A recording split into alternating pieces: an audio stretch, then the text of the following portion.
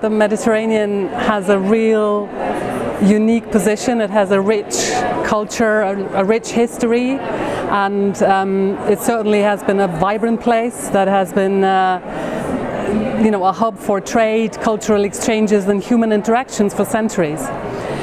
Now the Mediterranean is facing enormous challenges. We all know them. It's economic disparities, it's the geopolitical instabilities.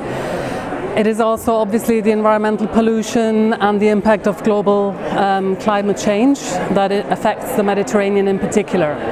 And this really underlines the need for greater cooperation and greater collaboration between the Mediterranean countries of both and all shores, so the EU member states and the partner countries.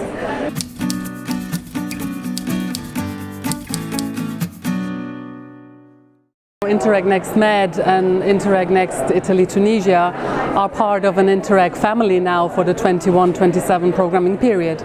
Some 5 years ago, the European Commission took the initiative to bring these 17 programs together in a dialogue and discussion platform, which is the MedLab. And that really brings together decision makers, national authorities, managing authorities, but also the broader framework. The WestMed initiative, representatives of the Union for the Mediterranean join. And so it's really an area where they can exchange and learn from each other. Secondly, and that's very interesting, we have also seen bottom-up initiatives from the programs themselves in the Mediterranean, such as the Mediterranean Multi-Program Coordination Mechanism, where they have decided to establish a more structured, even more structured dialogue. They speak obviously about their problems in terms of implementation and management and so on, but they also have brought together for the first time the projects themselves to discuss with each other, what are you doing, what are we doing, and how can we capitalize on each other's work. So in terms of coordination and synergies, I think we have made a big step forward, and we are very supportive of that.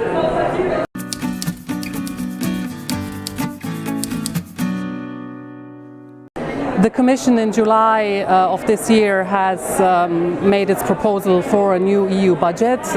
It includes the provisions for continued external cooperation programs with some very specific features, but this is now also being discussed by the co-legislators and will certainly allow for continued cooperation. The Interreg programs, with their experience, both Interreg Next Med and Italy-Tunisia, of over 15 years of experience, will certainly contribute also in future.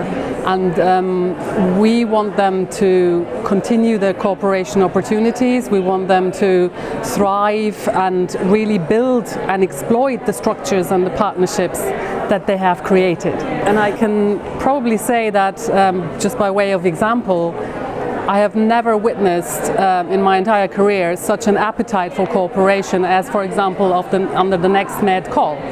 The program issued a call for €100 million and received 600 applications involving almost 4,000 organizations and requesting €1 billion in funding.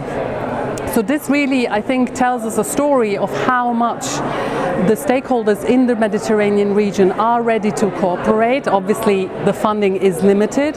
However, the appetite and the desire and the ambition to actually change something and to address the needs that they have developed jointly is certainly there.